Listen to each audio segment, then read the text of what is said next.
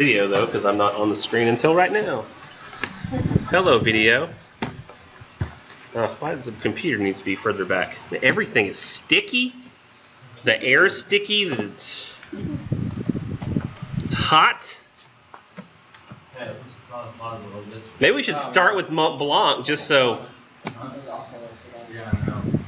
If we start with Mont Blanc, like, it'll make us feel cooler. Just because. I think it makes sense to start with Mont Blanc anyway. Man, the computer is hot too. I'm wondering if it's even going to be able to like record. I can feel the heat coming off of it. What now? The cop's getting into Jesse's car. The cop is into Jesse's car.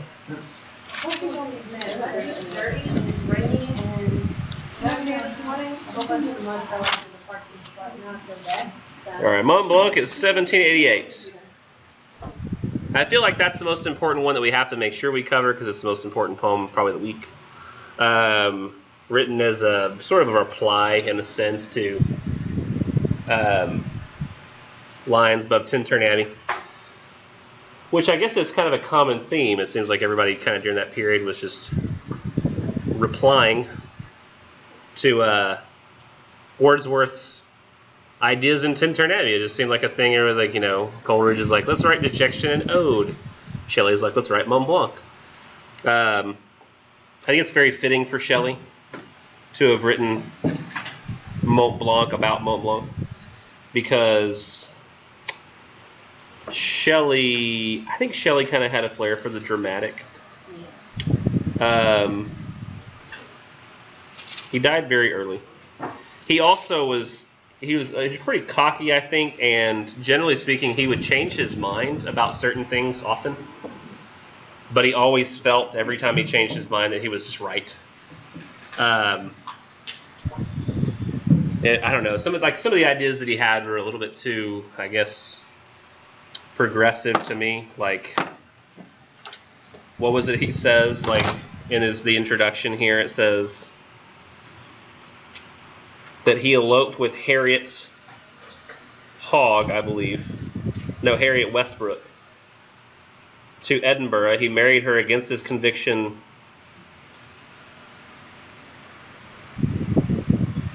He married this girl named Harriet Westbrook against his conviction that marriage was a tyrannical and degrading social institution.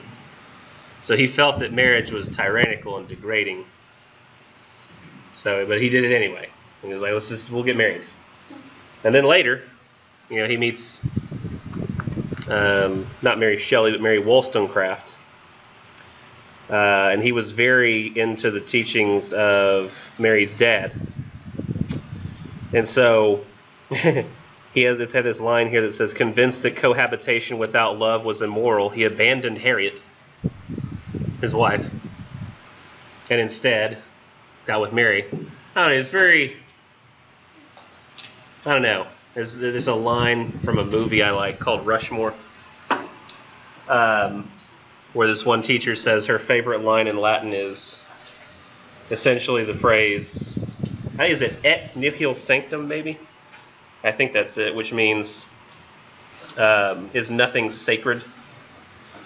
And I felt like almost to Shelley, it almost seemed like nothing was sacred except the stuff that he personally found sacred. Like he almost had like a blasé attitude toward anything somebody else found sacred. There was nothing he wouldn't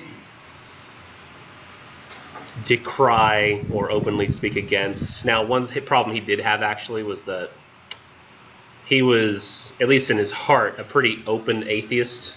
At least did not believe in the Christian God. And I think he was essentially kicked out of college. Like he was devastated, like he couldn't believe it. He was at Oxford, and he collaborated on a pamphlet, The Necessity of Atheism, which claimed that God's existence cannot be proved on empirical grounds. And then they mailed it to the bishops and heads of the colleges at Oxford. It was like, yeah, here we go. It says Shelley refused to repudiate the document and, to his shock and grief, was peremptorily expelled, terminating a university career that had lasted only 6 months. This event opened a breach between Shelley and his father that widened over the years. So he's like, I'm going to send this document that says that everything that you believe in is completely wrong, and you're wrong to even say that you believe in it, and make that a part of the schooling. So here you go. And they're like, take that back. Now, I believe it. Okay, you're expelled. What? You're going to get rid of me just for my beliefs? You can't do that. I was just one that is like, it's like one of those like youthful conceits. I feel like I had when I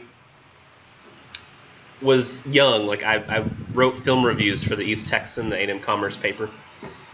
And I convinced the guy at the Commerce Theater, I was like, hey, could you let me see movies? Maybe they come to the midnight preview so I can get the reviews out as fast as possible. He was like, sure. He said, in fact, I'll even, like, when you come, I'll give you a ticket. And, like, if you ever want to bring anybody, I'll give them a ticket too. And then I'll give you, like, a small popcorn and a small drink. And I was like, oh, okay, that's cool. That's really nice of you. He was like, well, it's the least I can do. I want to, support film reviewers. And then that was a year that, let me see, what was that movie where Gwyneth Paltrow plays a pilot, or no, a stewardess, or it was actually a stewardess at the time. I think now it's called flight attendant, but it was like in the past when they were called stewardess. It was called Over the Top, and the film itself was over the top and not very good. Jungle Book 2. That movie where Hugh Jackman is from the past, but somehow like Meg Ryan brings him to the present. I can't remember. Nobody remembers these movies, and for good reason. Like they were all really bad. All these movies that I reviewed, like they just were horrible that year. That fall semester. And granted, some better movies did eventually come out. Things like Spider-Man, and I even drove to Dallas once and did a review over. But I think Spider-Man came out after I was reviewing. But I ended up kind of, for all intents and purposes, losing my access to that theater because after that first semester, I showed up for the second semester. I was like, "Hey, I'm here to watch the movie and then do the review." And he was like, "Yeah, if you want to, you can pay for that if you want to get your ticket to get in." I was like, "What?" He was like, "Yeah, you'll have to pay. I can't, afford to keep having you come here." Somebody had a spill out there. There's something like a lot of things fell over. And I was like, "Really? Why? What's wrong?" He says, "Well, I read your reviews in the paper, and you hate every movie that comes out. And I don't see how that's helping my business at all, so I'm not going to let you come in here for free anymore. If you want to pay, you're a paying customer, no big deal."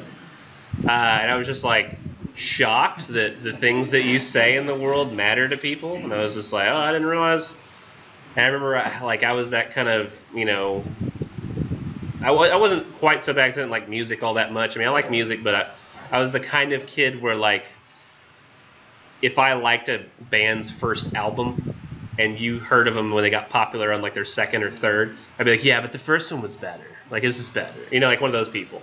Like that was the kind of person I was. Not about that, but it was just like, they would say, oh, I love this movie. It's like my favorite movie. I'm like, oh, it's terrible. You should hate it. And now I kind of don't respect any of your opinions about anything. I was like that real like jerkish like young kid. I kind of grew out of that, but it really oddly happened when I became a teacher, and you realize how people have all these different opinions for different reasons, and just, you sort of get to see a nice wide spread of humanity when you become a teacher.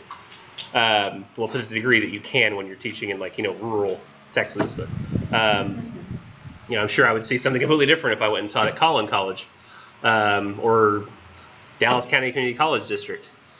Like you wouldn't believe. Like I think there was one time when I went to like it was some sort of like UIL event or something, or like saw some kind of UIL. Or went to like a teaching thing, and it was like, oh yeah, it was a teaching thing where it was like some sort of conference type deal. And when I went to Dallas County Community College, like everybody in the halls, like like here we have like every once in a while that like probably like you'll have like maybe 3 out of like a class of 20 might be African American. You'll have probably 4 or 5 people that maybe Hispanic, and there it was nothing but African American and Hispanic and an occasional white person. And I was just like, man, just to teach in that different environment would be like so different. I feel like I could still do it, but it would have like lots of different considerations and like the references that I make. So it's interesting, like you become a teacher and you sort of grow out of that sort of thing. Now Shelley, he was always a poet and considered himself to be a great poet, and so I don't think that he ever really was able to truly get over that. I mean, you even feel like when you're reading Mont Blanc, it's like, I feel like when I'm reading Mont Blanc, it's like, thank you, Shelley, or thank you, Wordsworth, but this is better. Like, I just feel like that when I read it. And I don't know if y'all are going to get this sense too, but that was kind of why I was talking about all that, because it's not just a response. I honestly prefer it to Wordsworth. I never thought that I would end up saying that. I didn't like Shelley at first, but he was a genius. Like, he knew what he was doing. Cocky kid, but sometimes people are cocky for a reason. Sometimes people are just good. Like if Michael Phelps, was like, I'm the best swimmer in the world, and you'd be like, God, he's so cocky. But then he goes out in an event that he wasn't even slated to win and beats everybody, and he's just like, oh, did I win that one? Oh, I was trying to throw it to my buddy, but he wouldn't swim fast enough. It literally happened. Did y'all ever watch that race?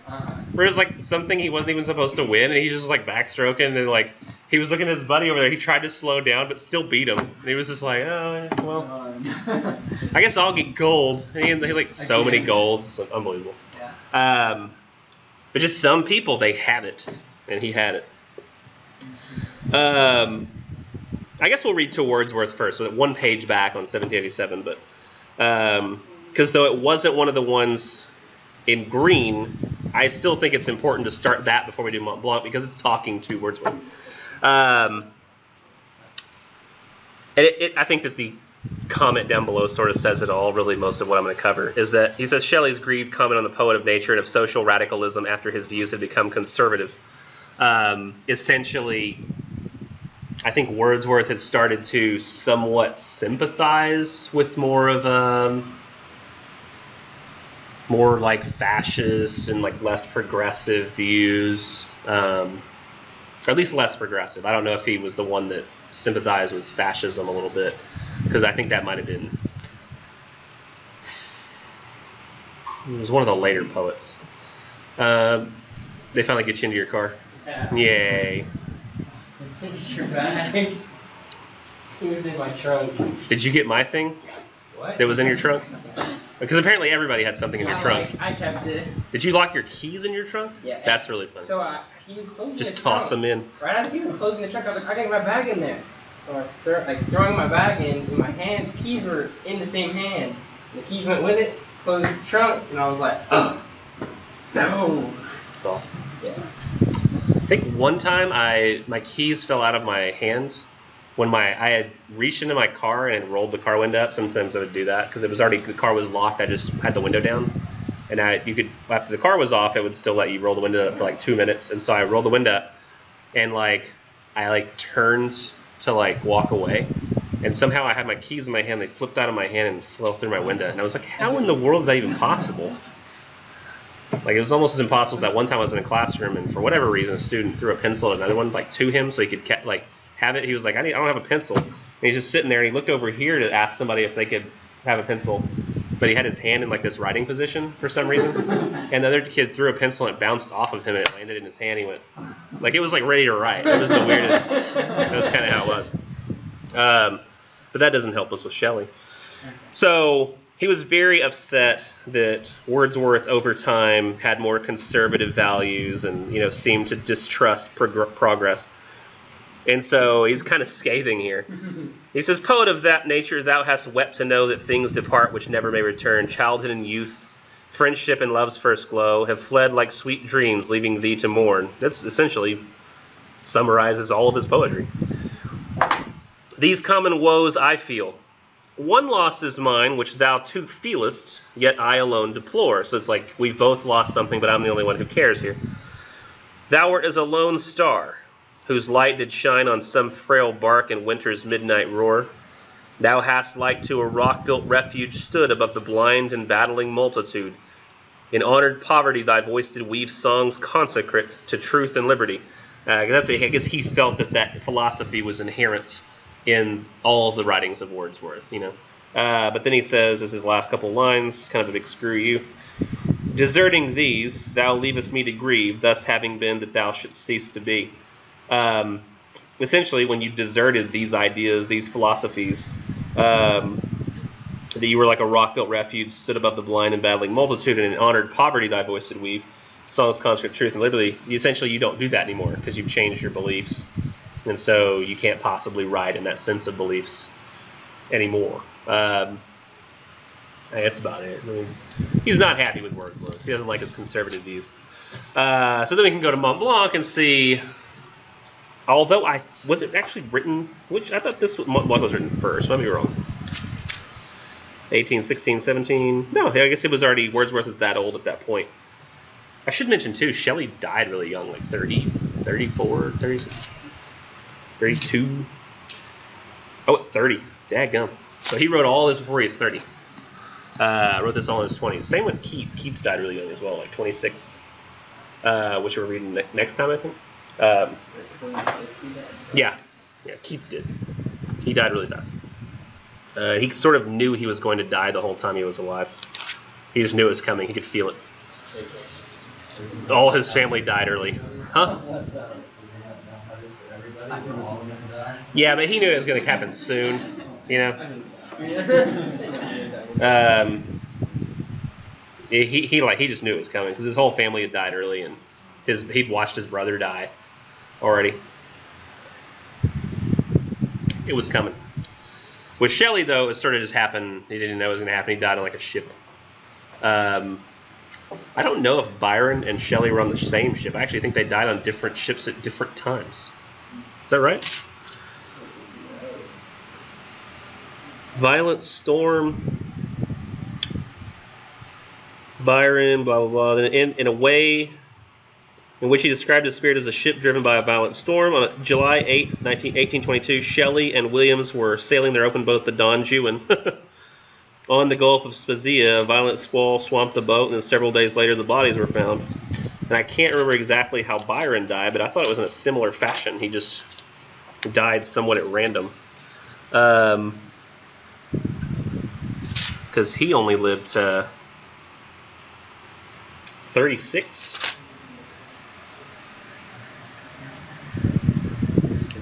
He went to war, lived a Spartan existence, training troops whom he had subsidized. However, he wasn't very good at what he was doing. Worn out, he succumbed to a series of feverish attacks and died just after he reached his 36th birthday. So he went to go help with like the Greek War for independence from the Ottoman Empire, and they consider him to be a hero to this day. But he died in like as a result of like he was just so exhausted from what he was doing over there that he died as a result of like fever and exhaustion. People are dying young in this one particular generation, which is very strange. But yeah, Shelley died quicker. He died at 30. So I have to read the thing below that sets this up, because a lot of the philosophies that are in it very much apply to what we're reading and like why we're reading it. So just like most poems, we read the background. In which Shelley both echoes and argues with the poetry of natural description written by Wordsworth and Coleridge, was first published as the conclusion to the history of a 6 weeks tour. This is the book that Percy and Mary Shelley wrote together, detailing the excursion that they and Claire Claremont took in July 1816 to the valley of Chamonix in what is now southeastern France. That valley lies at the foot of Mont Blanc, the highest mountain in the Alps and in all of Europe. So this is the highest mountain in all of Europe. It just seems fitting that Shelley, of his poem, would pick the tallest mountain in all of Europe. You know, Wordsworth's like, well, I just went to this place one time, you know, at Tintern Abbey. Like, that doesn't sound like a, but Mont Blanc to me sounds like such a, like a pretentious place to, like, I'll pick the biggest mountain in all of Europe to go there. I mean, it just seems fitting that he would pick the largest thing. So, like, mine's bigger, you know, kind of thing. Like, it's a competition. And it says, in the history, Percy Shelley commented on his poem. He said, it was composed under the immediate impression of the deep and powerful feelings excited by the objects it attempts to describe. And, as an indisciplined overflowing of the soul rests its claim to approbation on an attempt to imitate the untamable wildness and the inaccessible solemnity from which those feelings sprang. It sounds a lot to me like Wordsworth. It's just that he had a particular feeling when he saw what he saw. And he was inspired to write the poem while standing on a bridge spanning the river Arve, which flows to the valley of Chamonix and is fed from above by the melt-off of the glacier, the Mer de Glace. I'm assuming that means moon of glass. I don't know for sure. But if you imagine, like, so there's a valley, and there's a river that flows through the valley, and he's on a bridge that goes over the river, and there's this giant mountain like right there. So it's very picturesque. You can almost take a picture of the whole scene, and it includes him in it. Now this is the part that I think helps a lot of this make even more sense. As it says in a letter to Thomas Love Peacock, drafted the same week as Mont Blanc, Shelley had recalled that the Count de Buffon, a French pioneer of the science we now know as geology, had proposed a sublime but gloomy theory, that this globe which we inhabit will at some future period be changed to a mass of frost. This sense, which Shelley takes from Buffon, of a nature that is utterly alien and indifferent to human beings, and whose history takes shape on a time scale of incomprehensible immensity, that's the important part, is counterposed throughout Mont Blanc with Shelley's interest, fueled by his reading of 18th century skeptics such as David Hume, in questions about the human mind, its powers, and the limits of knowledge. And it says in that quote, all things exist as they are perceived, at least in relation to the percipient. Shelley would later write in a defense of poetry, or he would write later in defense of poetry. In Mont Blanc, the priority that this statement gives to the mind over the external world is challenged by the sheer destructive power of the mountain.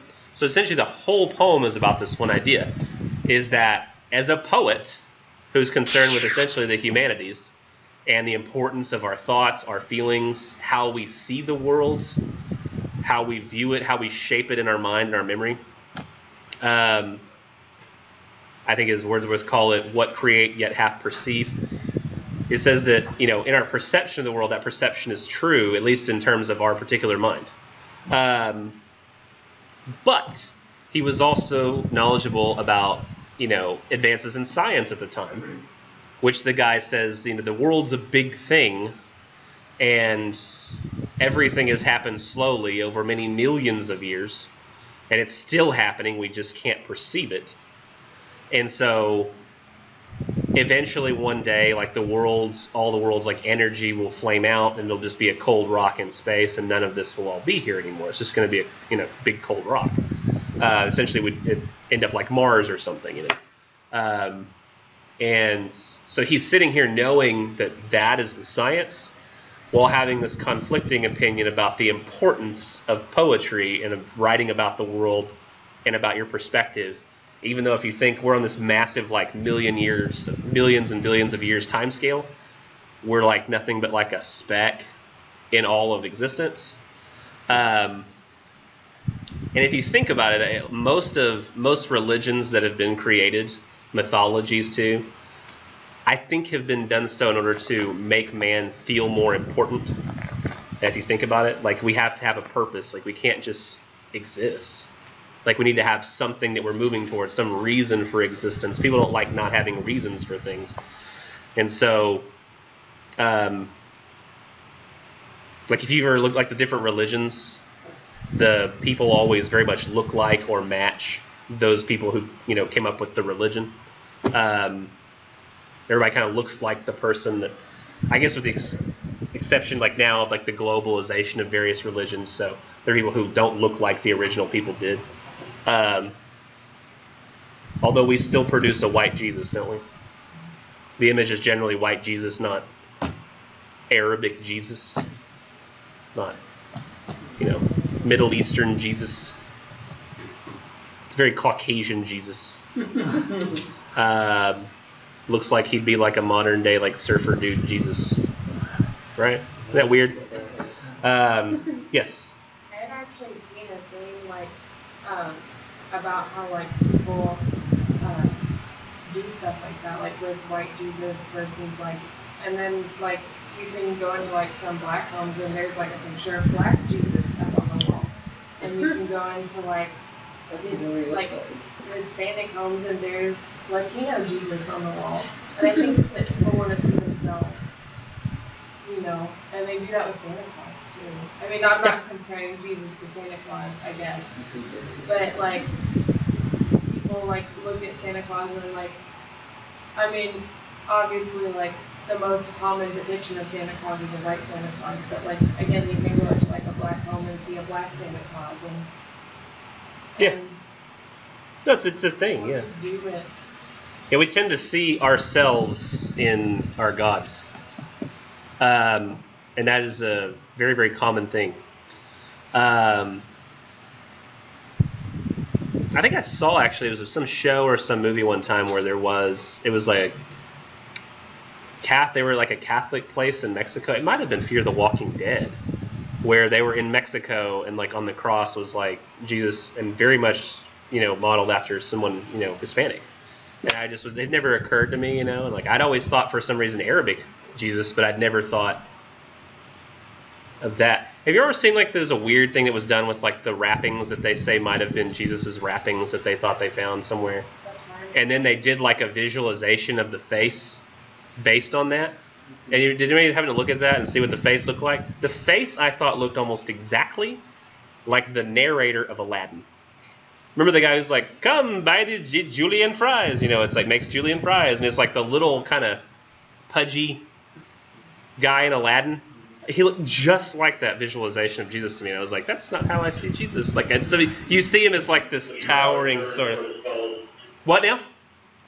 The Shroud of Turin is what it's called. Yeah, that shroud. Yeah, exactly. But I remember thinking it was very odd that like I was like, that's not at all how I imagined. And I think it said Jesus was like somewhat homely.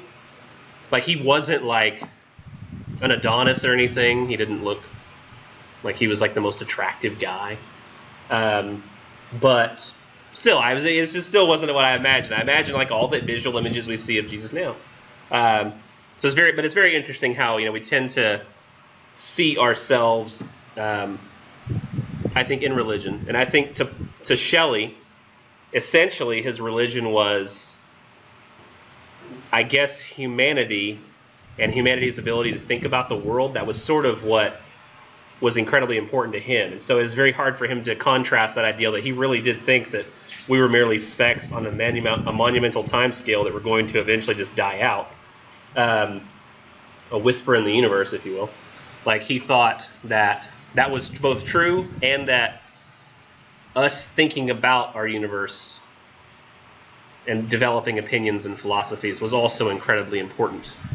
And he didn't really know how to fully reconcile those two things. And I think that Mont Blanc is sort of a kind of his realization of that, is his like him putting that like on the page.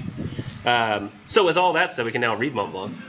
Now that we've fully set up Shelley, because he was an interesting guy. You kind of have to talk about him and what his beliefs were before you start to kind of contextualize it for a generally predominantly Christian audience that I will have in a classroom. So I feel like this functions the best. Did anybody find it really, really, really confusing when you read it? I thought it was weird because he's like talking about like heaven and things like, a little bit, and I kind of thought he would be Christian. But then I read his other ones, I was like, no, it doesn't feel that way. Yeah, it's weird. Like he seems to talk about the stuff, but it's more like something he's incorporating than something he's like believing in. Yeah. Images he uses rather than like kind of symbolic. Yeah. Lip service more than it is how he really feels. I get confused by the language because it's so dense. Like there's so much packed into a short space. But I think it functions the best, just like Wordsworth, when you just sort of read it and let yourself read it and try to take in just what's being said. The everlasting universe of things flows through the mind and rolls its rapid waves. So it's essentially like he's talking about the mind's ability to imagine these very things he's looking at. Now dark, now glittering, now reflecting gloom. So in our minds we can change reality. Like we can change it from this to this to this. We're like in control of it. Now lending splendor. Where from secret springs the source of human thought its tribute brings of waters. With a sound but half its own. Because, we have the sound of the waters that we create in our head through our memory, but also the real sound does exist outside of us despite our thoughts. And so like it's really only like we're half imagining it, we're really sort of creating it out of what we've seen as well. It's kind of like what Wordsworth said right near the end of his poem. Such as a feeble brook will oft assume in the wild woods among the mountains lone, where waterfalls around it leap forever, where woods and winds contend that a vast river over its rocks ceaselessly bursts and raves. So it's kind of like he's letting us build that picture in our head and recognize that, yes, it's a picture that we are making in our head, imagining, but at the same time, all of those pictures are based on things in the real world that you've actually seen. Like when you build a river in your mind, is it a river and you're like, what the hell's a river? And you just sort of, oh, imagine something. No, you have a picture of images of things you've seen in rivers before, and so you take all those images, that collective storehouse, combine them, create what you think he's approximating, and then that's how you come up with the image. It's through a combination of like a weird mosaic of other things you've already seen before, not like, if I tell you to, even if I say something like, describe for me a Blurnoff, you're going to probably instantly start to rationalize what could Blurnoff mean. Somebody might think that sounds to me Russian a little bit, so it's probably something Russian, cold, kind of has the sound of a weapon, but maybe like a bludgeoning weapon. Maybe that's why it's called a Blurnoff.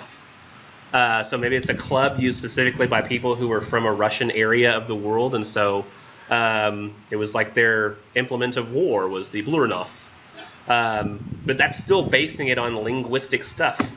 The sounds that you hear, you're trying to rationalize things you've seen associated with those sounds. So the brain can't really come up with anything on its own entirely, only based on the things that we've seen incorporated, and then creativity kind of comes out of that, I guess. It shapes the things we've already seen.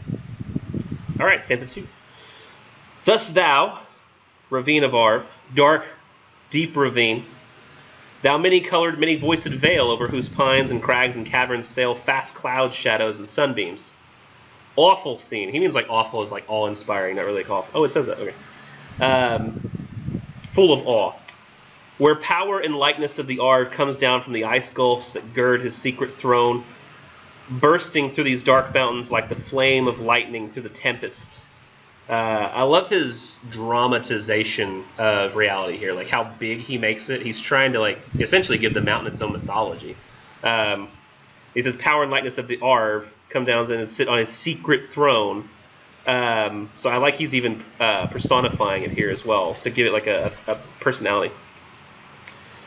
Thou dost lie. Thy giant brood of pines around thee, clinging children of elder time, in whose devotion the chainless winds still come and ever came to drink their odors, and their mighty swinging to hear. So he's describing like the mountain itself has like, it's like, what does it say? Beard of pines? Giant brood of pines. So it's got like pine trees, and you ever been to a really wintry place? Like I don't go very many places, but one time I went to Idaho, and we drove amongst like the pine trees, like in the winter, and it was actually, cold is different there than it is here. Here it's sticky, and you feel freezing when it's 40. It was like 20 there, and I could stand outside in a t-shirt. It's so odd. So we actually rolled down the windows at some point when we were driving, like in these snow-covered like mountains, and the pines, like the wind was blowing, and there was like these pines that were green but had snow on them, and the wind was blowing them so heavily that they would crack really loud, and you could hear it over the car. It was very strange. You hear. It was very strange. And so he's describing like even not just like the mountain level, but if you get close to the trees, like how the wind flows through them and like makes the pines crack. Drink their odors, so you get the smell of pine. So he's really trying to like hit all the senses here. Swinging to hear an old and solemn harmony, again, likening it to people singing, a creation. Thine earthly rainbows stretched across the sweep of the ethereal waterfall, whose veil robes some unsculptured image. And that means just not sculpted, something that's risen out of chaos, I guess. But again, he's adding now rainbows to it from the, I guess, the mist of the water, I think. The strange sleep which when the voices of the desert fail. And desert he's using in the sense of like lifeless area, not necessarily like sandy desert. When the voices of the desert fail, wraps all in its deep eternity. So when everything stops, you'll be in control. Thy caverns echoing to the Arve's commotion, a loud, lone sound no other sound contain. Thou art pervaded with that ceaseless motion. Thou art the path of that unresting sound, river, or dizzy ravine. So now he's talking to the ravine itself. When I gaze on thee, I seem as in a trance sublime and strange, to muse on my own separate fantasy, my human mind.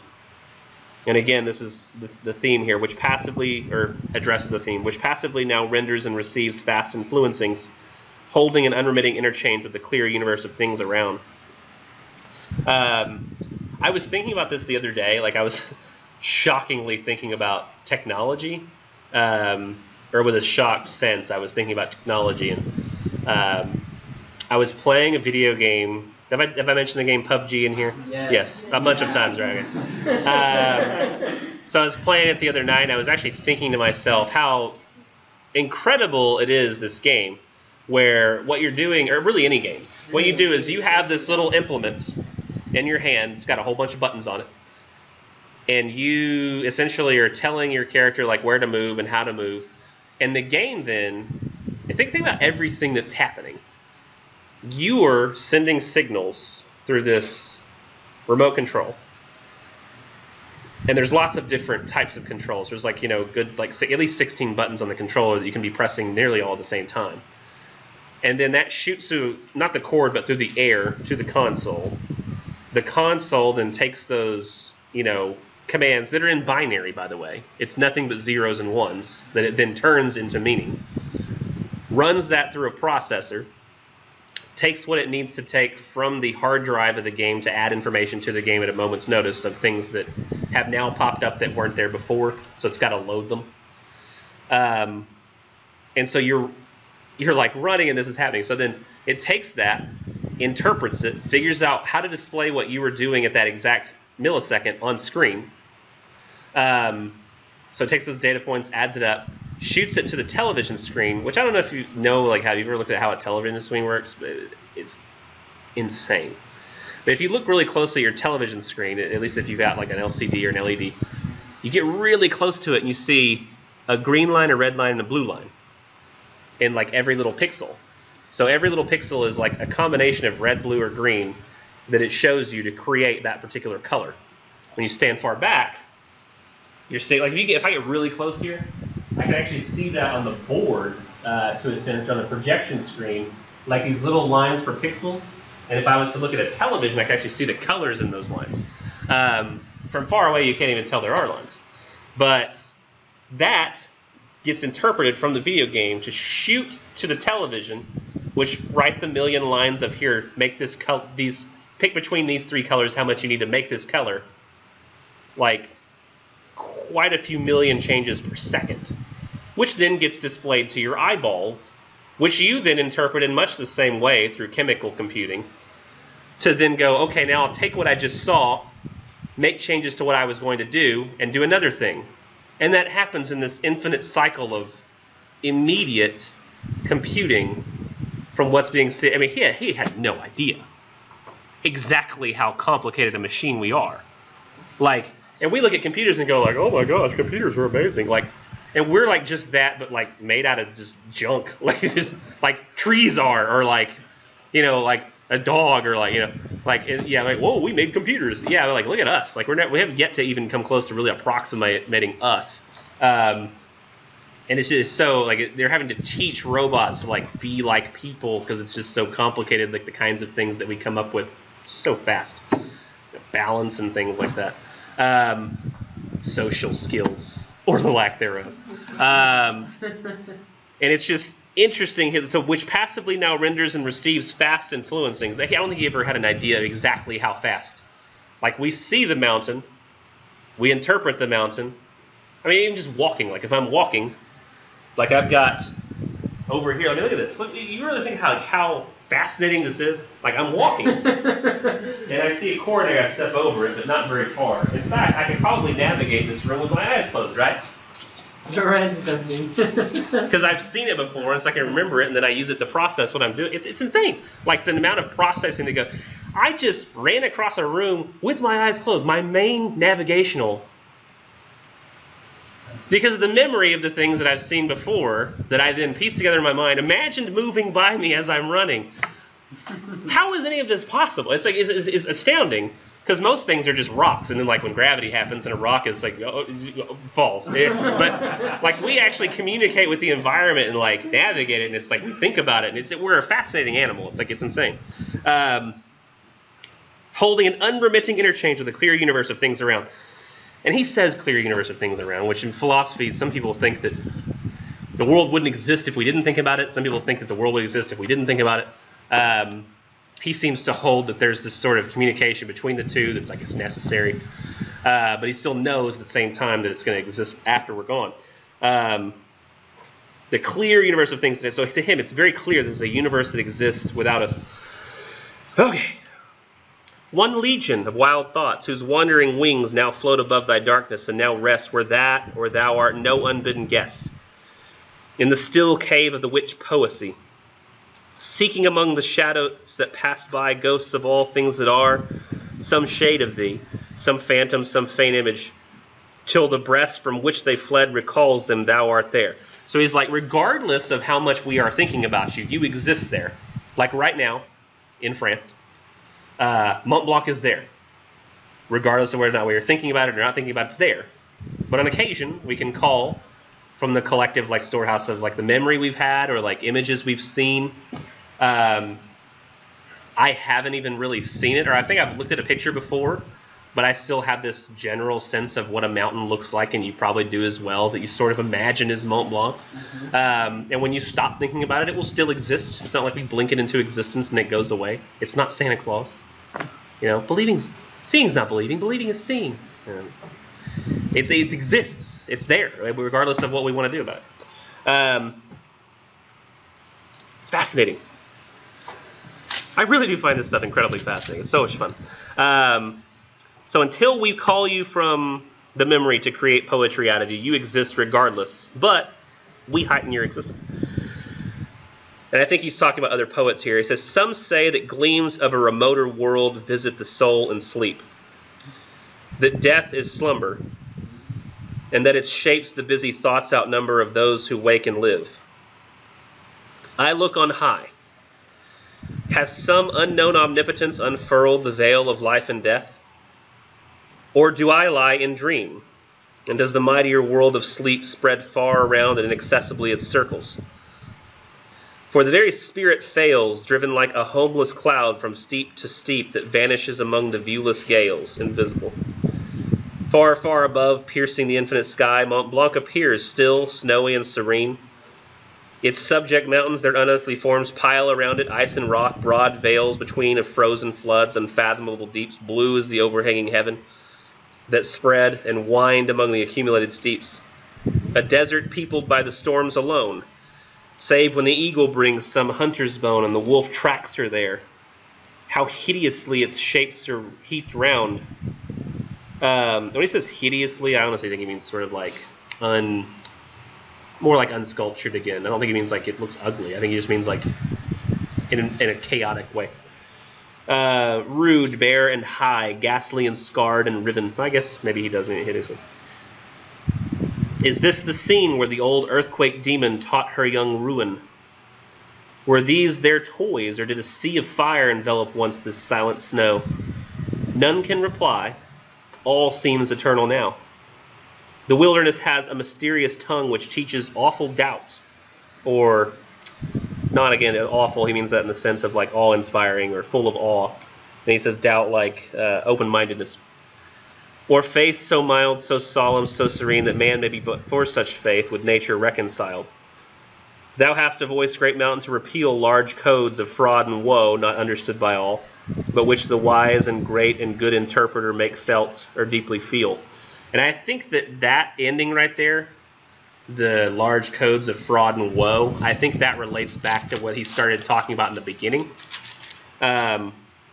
Which this may seem like he's talking positively about God or theism in general, but I think that if you combine the beginning of stanza 3 with the end, you sort of get a sense of that. So he says, some say that gleams of a remoter world visit the soul in sleep. It almost sounds like a heaven. That death is slumber. We're just going to be sleeping for a little bit. And that it shapes the busy thoughts outnumber of those who wake and live. So there's like a hyper-real world in heaven. And he says, I look on high as some unknown omnipotence unfurled the veil of life and death. He's asking the question, is there an unknown omnipotence, like a God? And he says, or do I lie and dream? And does the mightier world of sleep spread far around and inaccessibly its circles? That I don't know as much. That was always confused me. Does anybody get that? Yeah. That's the line that's really got me. Because I feel like I get all the other parts, but that line throws me off. It always has. Every time I think, sometimes people have a good explanation. I'm like, oh, that's it. I should remember that. And for some reason, it still eludes me. There's a few lines, actually. But it says, Because he talks about, like, does some unknown omnipotence unfurl the veil of life and death? So does some God solve life and death, and so we're just going to wake eternally in heaven or whatever? Or do I lie and dream? And does the mightier world of sleep spread far around and inaccessibly its circles? Maybe he's talking about the whole thing. Like, have you ever heard of like people like, what if life isn't really real? It's just a simulation. And then like when you die, it's like it didn't really matter. It was just all some program doing something. Yeah, I mean, I think that that's possible. I don't think he would have thought something that complicated because the idea of simulations wouldn't even exist to him. Yeah. I've wondered if he changes the subject of the word sleep when he says world of sleep. When he's talking about death, when you die, in the previous lines, he's saying a lot of people think that dying is just falling asleep and that you're about to wake up in a better life, heaven, you know. And he says, and I look on high. All right, he says, or do I lie and dream? And does the mightier world of sleep spread far around and inaccessibly its circles? And is he talking about the mightier world of sleep? He talked about the word desert, not really meaning like sandy desert. So does, to him, a world of sleep mean like a cold and unmoving world? Is it like the desert type world in that sense, where like his world of sleep that spreads mightily around him is actually the real world, and when he falls asleep, so to speak, and he's dead, the dream that's actually the cold world is still existing all around him, regardless of whether or not he's fallen asleep? That's where I get like a little lost there. I feel like the rest of it I sort of understand, but that's kind of where I lose it. But the rest I get. It says, but for the very spirit fails, driven from and then essentially the mountain shows us its reality. And he also thinks about it in a sense too, that while he's not there, there are animals, you know, like an eagle does this or like a wolf does that, that they're experiencing it, but we can't know that. We can't see it. We can't see exactly what's happening. And then I carry this green pen everywhere. I don't think I've ever written with it. I just noticed it's in my pocket with my other pens. It's very strange. Green Bic. And he's talking about, he's like bringing mythology as well, or the earthquake demon, and so it just represents the ideas of earthquakes here. And he also imagines it from that human perspective of like, were these the toys of an earthquake demon, or did a sea of fire once envelop the silent snow? Like, was it all magma and then, you know, eventually hardened? Was that like common knowledge at this time? Like, I think it was all from that geologist he read. And that geologist is like, one day, Yeah. Earth was just a fiery ball of, you know, was that like an accepted thought? Their time? I don't think. No, I mean, generally speaking, I think if you didn't think that the Earth was like 6,000 years old, it was heretical. I mean, maybe you could give some allowances for how long those days were. It was like God created the heavens and the earth. And it's like, yeah, but what was a day before we had a day? People came up with the day. Is a day like a set thing? Explain, like, correct me if I'm wrong. The Earth has not, it's a constant for us because we exist on this very large time scale and we're in a moment that a year is always the same length. But technically, doesn't it get slightly longer every year over time? Video games I play that deals like other planets and stuff. Yeah. Generally, it'll tell you like, let's say, their orbit, it'll be like 2 point something Earth years. Like, so their years are longer, or at least so I think, on different planets than they are here. Like days would be different, and like this time zone. Oh yeah. And I mean, I played this game. Have you ever played Elite Dangerous? I played a game called Elite Dangerous where you're a ship and you fly through space. And I've taken the exploring route, but you just fly through space and see different solar systems. That's it. And you scoop fuel from stars to keep going. So you've got to go to the right stars, and you scan these. You try to find Earth-like worlds and like water worlds. And I found one Earth where like the moon it had a moon. Moon was like twice as big, and it was twice as close as our moon. And it went around the world in the opposite direction. And it wasn't tidally locked, which means that the moon actually spun, so you'd see different sides of it. And can you imagine just how much that would change everything for us? Like our stories, and just having the world work like that would be so strange. And like the changes it would make to our mythologies and everything. Yes. So I know that this is like not something that you like talk about in school, but I'm not necessarily a religious person. I'm very much, and it's not because I have like a lot of faith and a lot of belief in science. It's just that I've had problems with religion my whole life. But I encounter every single day living in Kent County a lot of people who are religious and a lot of people who will argue against science because religion is more important.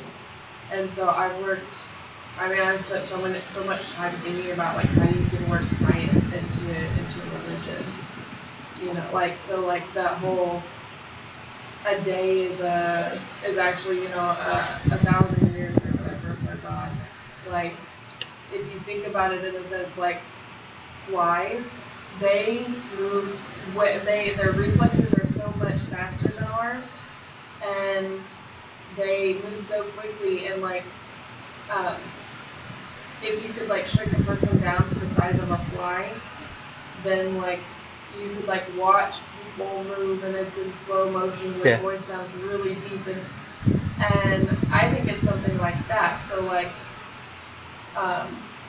it's a day, but for God it would be like a day for God would be like 1,000 years because he's so massive. You know. Yeah. The question is, when did the perspective change? Because that's my question. So if we're talking like the Bible, like when does the perspective change from the beginning day to like the now day? Well, I mean, before you have a universe, you can't measure a day as you measure a day now.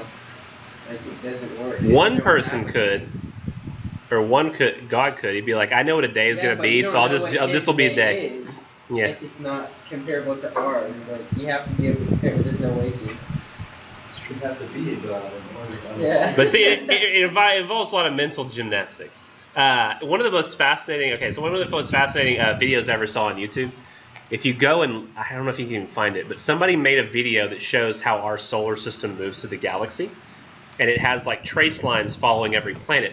So the way our solar system is actually moving through the galaxy, it's motion, because you know we are moving around the center of the galaxy, like rotating. Is that the sun is actually here and all the planets are circling around it like this as it's going this way. And it shows like the lines of the planets like as a trail, and it looks like this weird sort of like a maypole where like, you know, things are like interweaving and creating like, you know what a maypole is? I don't know what that is, but I know. It's a pole where like you've seen it in like old like movies and stuff where like each girl's holding like a ribbon and they like weave in and out of each other going around this pole, so that make this nice pretty ribbon that goes down the pole. And it like has this nice woven look, but it sort of looked like that a little bit, where like these things wove in and out of each other. But you don't even think about that. You think of like we're stationary and we're here and like we go around the sun, but the sun's moving and it's going like that actually. So when we think of our solar system like on a flat plane, our solar system is actually moving like this through space. And I don't even think that our solar system, because when you look in the sky, you can see the Milky Way. Have you noticed that? You see the Milky Way and you see it like the line of it's like that. Which, if we're in North America, wait, how's that possible? I have to figure this out, because it's so confusing that it would even be able to look like this. Because to me, it would be like, I was always thinking like, you know, us up, galaxy up. It's just so confusing. Like, it's just the way everything works. It's just so shockingly confusing. But it's weird, even when I play this giant space game, which lets you imagine like what the galaxy is like in other places, solar systems you go to, and you're like millions of light years away from like Earth, billions even.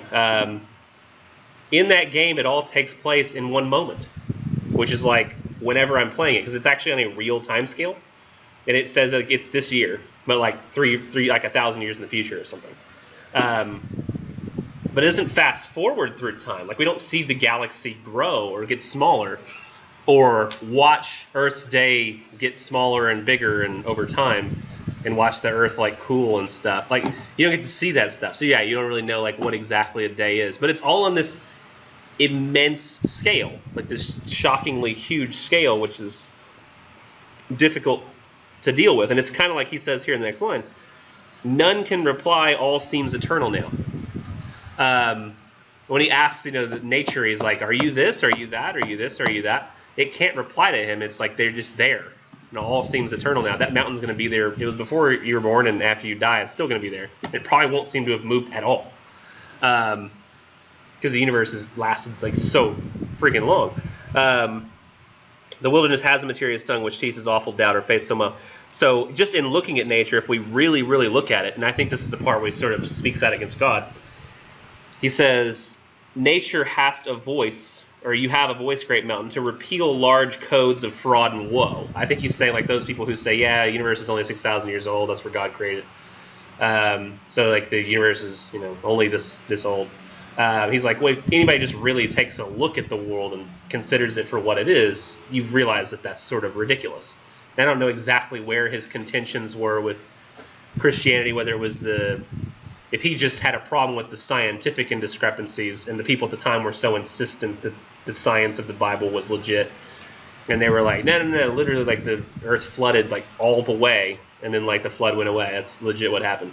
And everybody took everything like so literally. If that was what he had a problem with, or if he had a problem with the teachings as well, which I don't really know about that.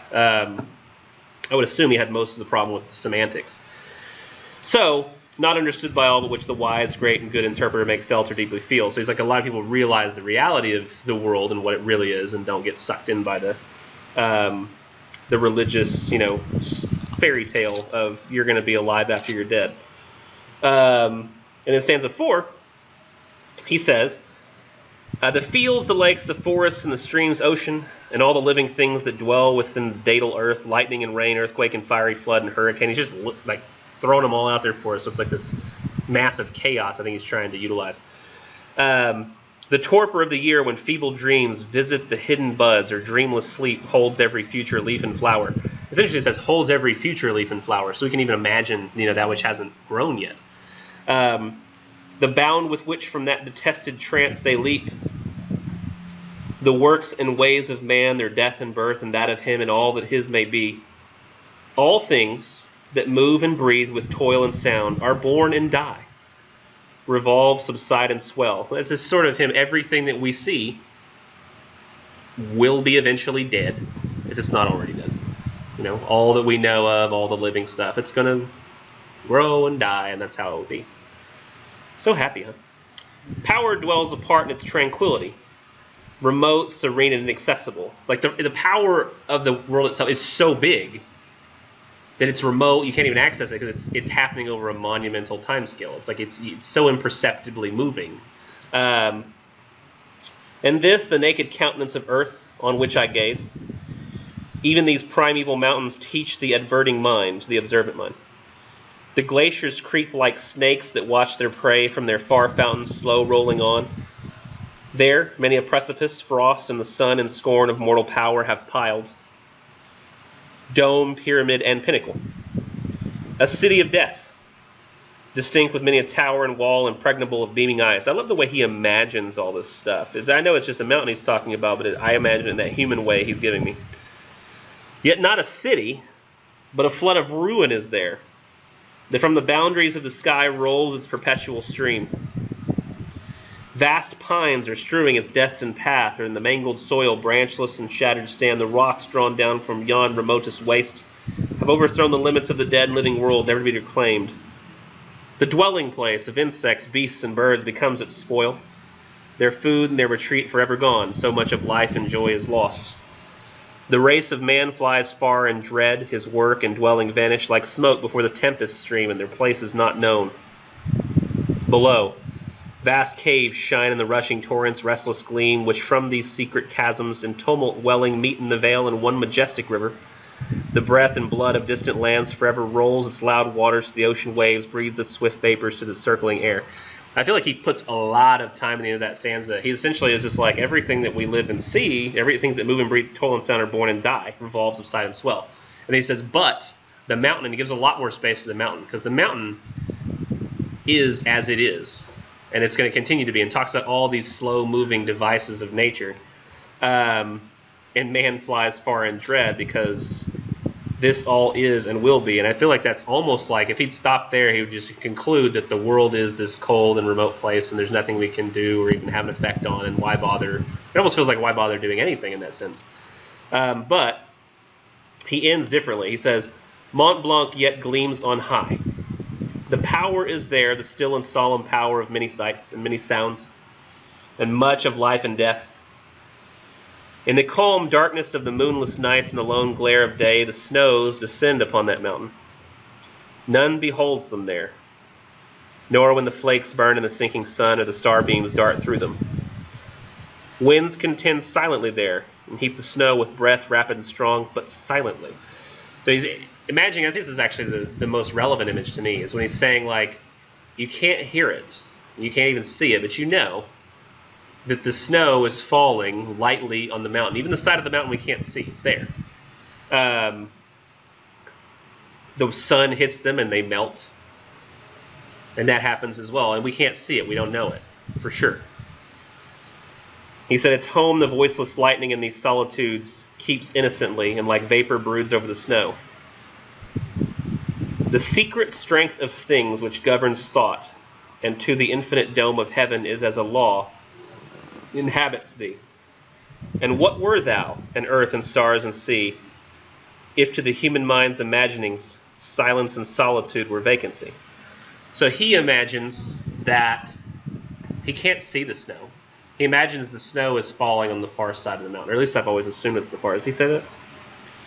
Well, he just says none behold them there. So I'm thinking like far side of the moon type concept. I'm thinking like on the far side of the mountain, like nobody will see that snow, right? Nobody can get there. But it's still falling. And he says, what would you be, essentially, what would you be if there were no one here to think about you? Like, would the mountain... It's a philosophical question that's always been asked. You know, there's Descartes said, I think, therefore I am. So it's like he knows he exists because he can think, and because he can think, that verifies his existence, at least in some regard. Whether you exist physically or whether you exist theoretically. Regardless, you could not think unless you exist. They actually recently taught a robot to do this. It's like one of the first. They were two robots, and it said something like it was like somehow they sent a command to the robots that said to respond, and it said basically they got the robot to figure out that it heard itself make a sound, and it went, oh, I'm here. There's like, you know, I made a sound, me, or something like that. It had no idea, it wasn't conscious, it didn't know that it was, but it was able to recognize that it itself must exist because it made a sound, or something like that. But that's always been like a central tenet of like philosophy, like to what degree does the world exist outside our perception of it? And to him, I think he's saying, sort of in defense of poetry, I guess, like he would probably say later in the defense of poetry, like, would the mountain have any relevance or be this great thing if there wasn't somebody there to spend all this time writing about it and making it important? Like, it only seems to be important because we make it important. Otherwise, it's just a mountain that exists outside of human consciousness, and it's no big deal. And I mean, we already know now that Mars like has there's a mountain on Mars bigger than any of our mountains. They did like 3 times the height of Everest. What is that mountain called? I can't remember. Olympus Mont? Yeah. It's 3 times the height of Everest, or is it Everest? I thought it's 3. I thought it was 2. Might be. Oh yeah, 2 actually sounds better because it's the number 2. I don't know why. It sounds more realistic. How much taller is Olympus Mount than Everest? So do we not have a Mount Olympus on Earth? We do. I just realized I got to retype the search. On Mars than Everest on Earth. Why would they name it? Oh no! It actually popped up the right result anyway. It says Olympus Mons, which is Latin for Mount Olympus, is 3 times taller than Mount Everest. However, it shouldn't be confused with the tallest mountain in Greece, which shares the same name, as this giant is actually found on Mars. It's a staggering 22 kilometers tall, That's 14 miles tall of mountain. Good heavens! That's where the Greek gods really live. They don't live on here. Though the ironic thing is, if you were wearing a spacesuit, it'd probably be much easier to climb Olympus Mons because, like, here we have, you know, the gravity that's much, much higher. And if you're wearing a spacesuit, you've really got kind of all the. It's going to be just as I don't know. I don't know how much warmer it is on the surface of Mars than it is at the top, but it's still daggum cold. No matter. I mean, just freezing temperatures down here, freezing temperatures up there. Like what negative? Isn't it like in the day on Mars? It's like negative 50 Celsius or something crazy like that. It's just so cold. It's awful. But yeah, he didn't even know about this mountain, but I imagine he wrote. I would really love to see if Shelley alive today and just have him write on this Martian mountain. He probably wouldn't because he'd be like, but there's no snow or rivers or it's all just red. Dust in the wind. Actually, has anybody seen The Martian? You know, there's that storm where like the dust blows in and like they're having to. On Mars, there are storms, but there's not enough air in the air. There's not enough molecules of air to actually do anything. So you might have like 200 mile per hour winds, but it's like somebody throwing like a piece of paper at you. Like it wouldn't actually do anything. Like it'd feel like a light breeze at 200 miles an hour. You'd be like maybe 200 mile per hour wind on Mars might make you go. That little imperceptible wiggle I just had. Because there's no air there, so it's like the wind doesn't really do anything. It's moving fast, but there's nothing in it. What? There is other gas, but there's just not a huge concentration of it. I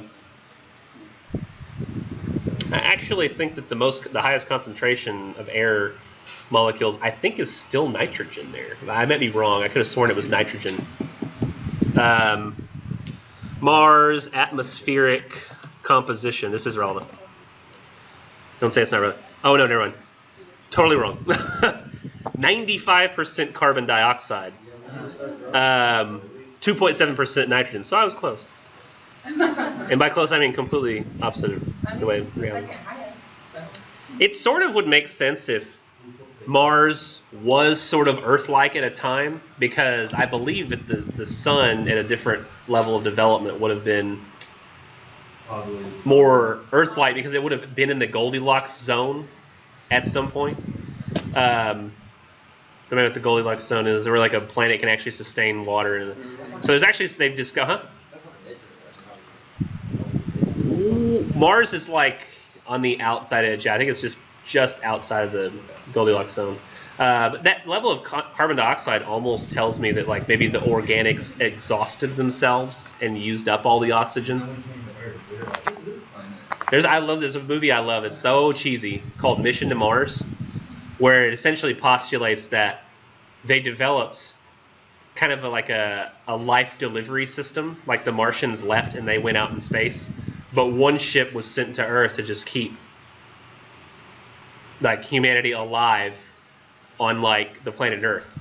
And it's sort of like, it was just sort of like this primordial ooze type thing that was sent to Earth that could grow a human-like being or like all kinds of different life. And so life actually comes from Mars because it was the space aliens that left there sent stuff to Earth so that it could continue on in this solar system. While the rest of the ships flew out of the solar system. So we're like, things are going bad here. It was kind of a cool movie. But, interesting composition. But this is 100 times thinner than Earth's.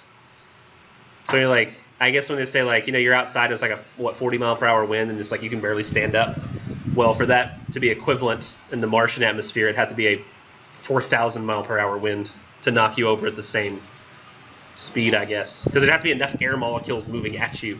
4,000 mile per hour wind, that's insane. That would literally like go half of Mars in like an hour, right?